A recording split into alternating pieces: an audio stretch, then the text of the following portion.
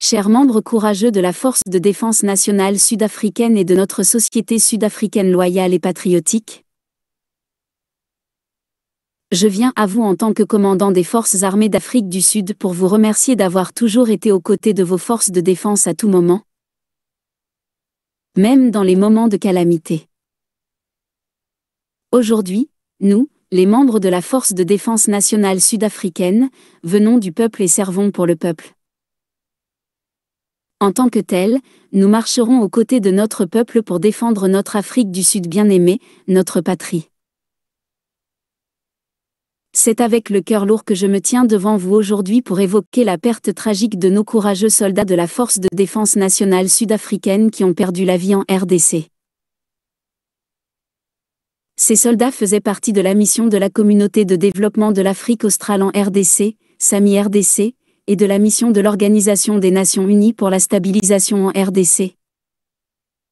La MONUSCO. La MONUSCO et la SAMI-RDC partagent un mandat commun visant à soutenir les efforts régionaux et internationaux visant à instaurer une paix et une sécurité durable en RDC. La SAMI-RDC et la FIB, une composante de la MONUSCO, ont toutes deux été déployées avec pour mandat, entre autres, d'aider la République démocratique du Congo à neutraliser les forces négatives et les groupes armés dans l'est de la RDC, afin de rétablir et de maintenir la paix et la sécurité et de créer un environnement sûr. Elle devait également soutenir les efforts du gouvernement de la RDC pour créer un environnement propice à l'aide humanitaire et fournir une aide humanitaire à la population touchée par les activités militaires et paramilitaires dans l'est de la RDC, y compris les personnes déplacées à l'intérieur du pays. Protéger les infrastructures critiques dans l'est de la RDC et protéger les civils et leurs biens sous la menace imminente d'une attaque. Les circonstances qui ont conduit à cet événement tragique sont complexes et multiformes. La SAMI-RDC, composée de soldats du Malawi, d'Afrique du Sud et de Tanzanie, a été déployée en décembre 2023 dans la partie orientale de la RDC. Sa principale base opérationnelle a été établie à Sake, près de la ville de Goma, une zone en proie à la violence et à l'instabilité depuis de nombreuses années.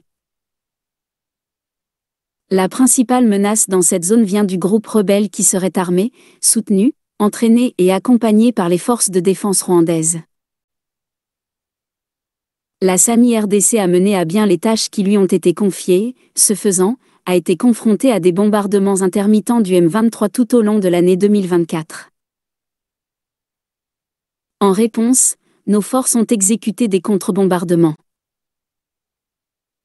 Le 23 janvier 2025, jour fatidique, les rebelles du M23 ont lancé une attaque d'envergure contre nos troupes pour tenter de prendre le contrôle de Sake et accéder à Goma, capitale provinciale de l'Est de la RDC. Des combats acharnés ont suivi et nos soldats ont fait preuve d'une bravoure et d'une détermination extraordinaires. Ils ont réussi à stopper l'avancée du M23 et à le repousser, empêchant les rebelles d'atteindre leur objectif. Cependant, cette riposte décisive à Sake a coûté cher, entraînant la perte de 13 de nos vaillants combattants. Malheureusement, le lundi 27 janvier 2025, plusieurs obus de mortier à longue portée ont été lancés vers l'aéroport de Goma, certains atterrissant sur la base de la SADF, entraînant la perte de 3 soldats SADF supplémentaires. Les familles des héros tombés ont déjà été informées et des plans sont en cours pour rapatrier les restes de nos vaillants soldats chez eux à la SADF. Pendant ce temps, le M23 a fait état de lourdes pertes en personnel et a demandé à la SAMI-RDC de cesser le feu afin de pouvoir récupérer les corps de ses membres tombés aux alentours de Sake. Nous avons accepté cette demande, mais la SAMI-RDC a posé des conditions, notamment une demande de passage en toute sécurité des soldats blessés à Goma pour y être soignés.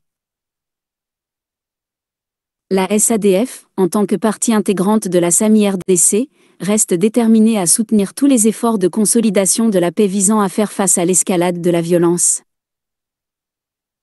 à trouver une solution pacifique au conflit et à éviter une crise humanitaire. En ce moment douloureux, nous baissons nos bannières en hommage à nos héros tombés au combat et au sacrifice ultime qu'ils ont consenti. Leur courage face au danger a permis de protéger d'innombrables vies et de défendre les valeurs de paix et de sécurité que nous nous efforçons d'atteindre.